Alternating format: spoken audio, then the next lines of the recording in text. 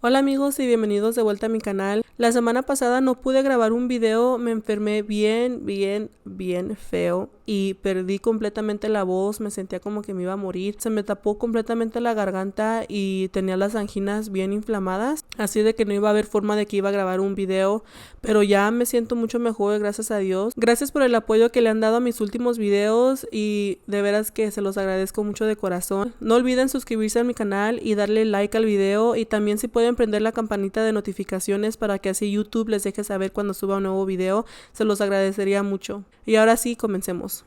El día de hoy vamos a estar hablando de Luis Alfredo Garavito. Luis Alfredo Garavito Cubillos nació el 25 de enero de 1957 en Génova, Colombia. Su padre era Manuel Antonio Garavito y su mamá era Rosa Delia Cubillos.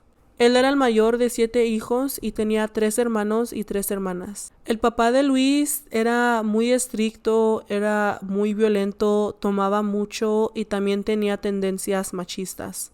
Y se dice que su mamá Rosa no era muy cariñosa con sus hijos, no les enseñaba mucha afección. Su papá lo quemaba con velas, lo cortaba con rasuradores y una vez cuenta Luis que lo amarró a un árbol y agarró un palo duro, como me imagino un tipo bat, y le pegó repetidamente por varias horas. Y no solo eso, pero también abusaba de Luis sexualmente. Y cuando Luis tenía alrededor de 13 años de edad, fue violado por uno de sus vecinos. Tenía la desgracia de estar dentro de una familia que se la pasaba discutiendo, peleando y lanzándose palabras de grueso calibre. Luis comenzó a tener mucha paranoia, ataques de ira y psicosis. Cuando Luis tenía 14 años de edad, trató de abusar de un niño de 5 años de edad, pero fue descubierto. El papá de Luis se enteró de esto y lo corrieron de su casa. Y alrededor de esta edad fue cuando Luis también descubrió que tenía una fuerte atracción a niños menores. Mi papá no dormía con mi mamá, dormía conmigo. Él me bañaba. Tengo un recuerdo vago, era de noche. Él como me acarició, me tocó las partes íntimas. A ese señor nunca lo quise, lo veía como un verdugo. Luis intentó tener relaciones románticas con mujeres, pero perdía interés.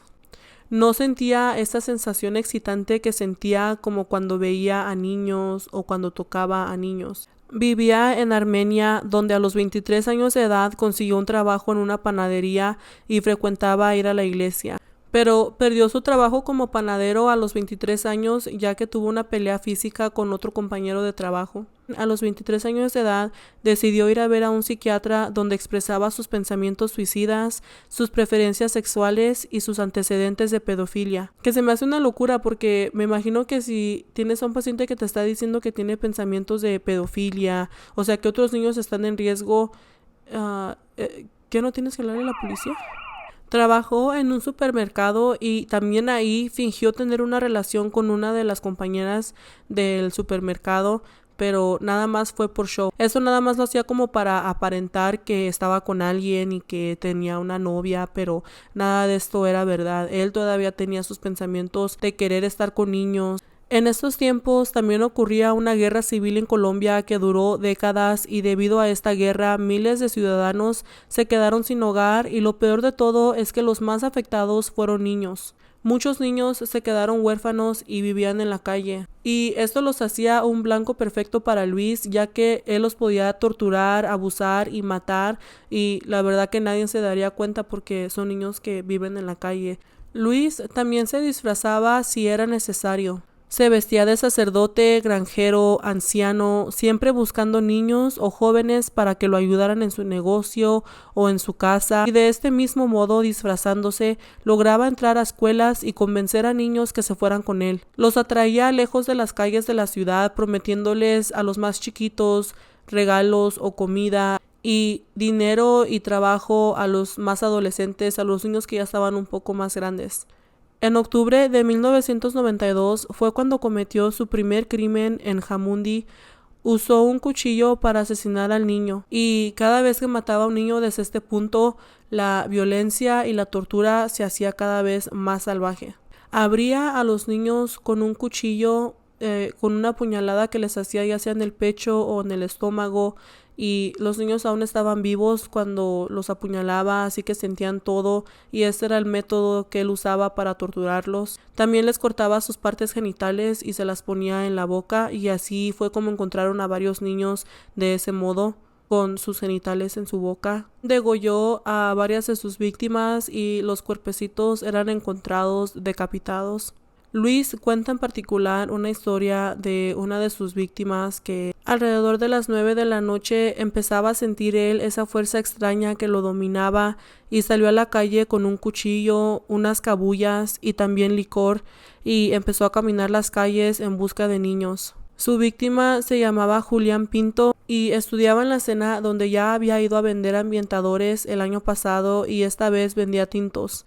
Luis y Julián conversaron por unos minutos y logró convencerlo que se fuera con él. Lo introduzco al cañaduzal, lo amarro, lo acaricio y después lo violo. Él sigue gritando y posteriormente lo mato. Luis declaró que se acuerda tanto de Julián porque había una cruz en el área donde estaban y cuando Luis iba rumbo de regreso al pueblo, oyó una voz que le dijo: «Eres un miserable, no vales nada». Se regresó a donde había dejado a Julián y se arrodilló y se arrepintió y enterró el cuchillo. También se dice que practicaba ritos satánicos con los cuerpos de los menores que asesinaba. Lo hice a mi manera, pero no quiero explicar cómo lo hice. Yo hice un pacto con el diablo. El 22 de abril de 1999, en una zona rural de Valliviciendo, Meta, Luis había intentado de abusar de un menor de edad cuando una persona que había pasado escuchó los gritos de auxilio de este niño y fue a ver qué era lo que estaba pasando.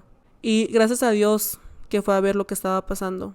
Por eso es tan importante que yo sé que a veces mucha gente no se quiere meter en los asuntos de otras personas porque no quiere ser uno chismoso, pero es que a veces es algo así que pasa y tú puedes ser ese héroe que salva la vida de una persona inocente. O sea, este niño estuvo a punto de morir de una fuerte tortura, pero gracias a que esta persona hizo algo, se salvó.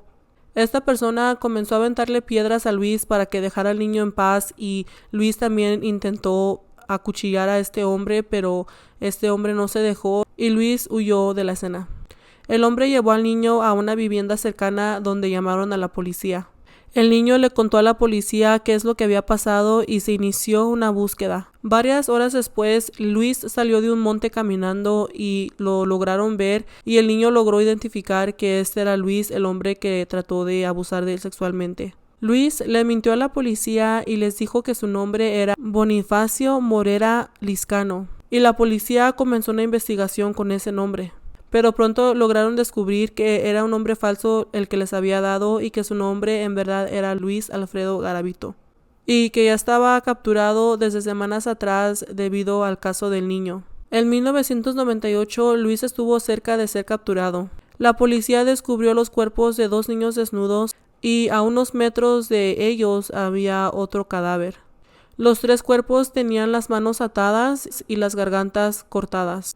Mientras buscaban alrededor del área, se encontraron con una nota que tenía una dirección escrita a mano, y resultó ser la casa de la novia de Luis. Cuando fueron a la casa, Luis no estaba, pero sí encontraron unas cosas. Encontraron pertenencias de Luis que había dejado ahí. Encontraron una bolsa con imágenes de niños pequeños, un diario donde Luis detallaba cada uno de sus crímenes, el hotel a donde iba. Su búsqueda continuó varios días, pero desafortunadamente no lograron capturarlo. Fue interrogado por 9 horas y finalmente confesó a los homicidios. Pidió un mapa de la zona y señaló varios puntos diciendo: «Aquí enterré todos los cadáveres». Confesó haber abusado de 147 niños y sus cuerpos estaban regados por toda la ciudad. No solamente mató en Colombia, sino también en Ecuador y Venezuela. En el 2001 fue condenado a 1,853 años. Es la condena más grande conocida en Colombia, pero desafortunadamente fue rebajada a solamente 40 años de prisión por su buen comportamiento y ayudó a identificar a otros asesinos en serie. Se conoce que ahora el número de víctimas ha subido a más de 200, incluyendo adultos y niños. Según la Fiscalía General de la Nación, Luis es el segundo homicida en serie del mundo. Psicólogos comentan que Luis cometió ataques contra niños a causa de su propia infancia que él vivió, ya que fue víctima de ataques físicos y sexuales, y por causa de esto él creció queriendo hacer lo mismo a otros niños.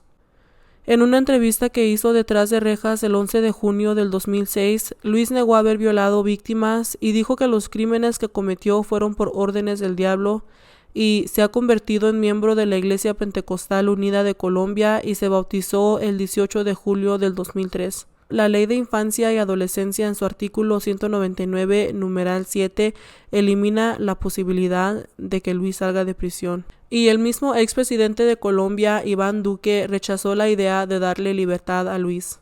Indicó que el gobierno nacional no respaldaría la propuesta de Luis y mandó un mensaje. Tengo profunda indignación con esa posibilidad de que esa bestia de Garavito salga de prisión. Ese es un bandido, un delincuente, una rata pestosa. El 10 de marzo del 2020, Luis fue trasladado al Hospital Rosario Pumarejo de López en Valledupar y se descubrió que Luis tiene leucemia y actualmente está en la prisión de alta seguridad La Tramacúa. De veras que me da escalofríos de pensar que hay gente así en el mundo, gente tan cruel y malvada. Y voy a lo mismo con el caso de la Mataviejitas, donde dije que yo pienso que Juana atacaba a viejitas porque las veía indefensas. Siento lo mismo con este caso. Siento que Luis solamente atacaba a niños porque sabía que él podía ganarles, porque sabía que él tenía más fuerza que ellos. Porque no se lo hizo a un hombre macho, o porque saben con quién meterse y con quién no. Y eso es lo que me da coraje, de que ¿por qué con niños? ¿Por qué meterte con niños indefensos que no se pueden defender, tú siendo un hombre ya todo grandote y apestoso? Déjenme saber en los comentarios qué piensan del caso y nos vemos en el próximo video. Bye.